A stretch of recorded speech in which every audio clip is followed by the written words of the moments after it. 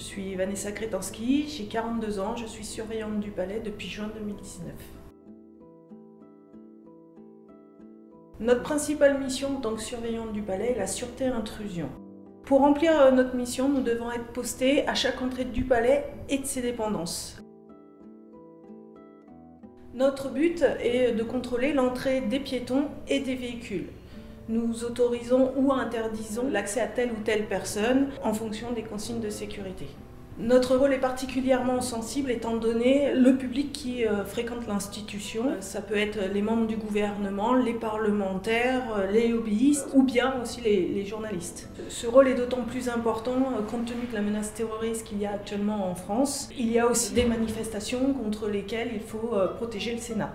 Il faut savoir conjuguer cette qualité d'accueil et ce public, cette population sensible, tout en restant ferme sur les règles d'accès. Agir avec discernement, être attentif, remonter tout événement inhabituel à notre hiérarchie sont les qualités demandées à un surveillant du palais. La sûreté intrusion passe aussi par la surveillance de nuit des extérieurs du palais, mais aussi de ses dépendances. Nous disposons pour cela de caméras, de 4000 points d'intrusion. Nous devons, pendant 365 jours par an, mais aussi 24 heures sur 24, être prêts, avec un garde républicain armé, à répondre à tout déclenchement d'alarme. Je m'appelle Richard Eljo, je suis surveillant du Palais du Luxembourg et je travaille au Sénat depuis le 1er janvier 2014. Les surveillants du palais ont également pour mission d'assurer la sécurité incendie du palais et de ses dépendances. Avec ses 4000 détecteurs incendie, la surveillance s'exerce 24 heures sur 24, 365 jours par an, sur une surface totale de 110 000 m² de locaux. Parmi les 4200 pièces recensées, une grande partie d'entre elles ont une valeur historique avec la présence d'œuvres d'art.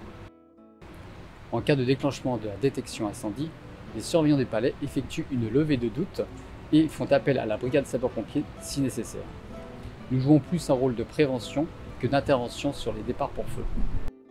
Néanmoins, afin de limiter les risques incendies du Sénat, nous établissons quotidiennement les autorisations de permis feu et contrôlons les chantiers à l'aide de caméras thermiques. Cette mission de prévention de sécurité incendie exige une connaissance parfaite de la topographie des lieux afin d'intervenir le plus rapidement possible et de guider la brigade de sapeurs-pompiers de Paris le cas échéant. Bonjour, je m'appelle Mike Bachelard, j'ai 40 ans, je suis surveillant du palais depuis 2 ans. Les surveillants du palais ont pour mission la protection des personnes et des biens au sein du Sénat et de ses dépendances. À ce titre, nous avons notamment en charge le secours à personne. Nous intervenons pour tout type de détresse. Malaise, chute, blessures, avec un public très varié tel que les sénateurs, les fonctionnaires, les usagers du Sénat, mais également tous les visiteurs qui accèdent au palais.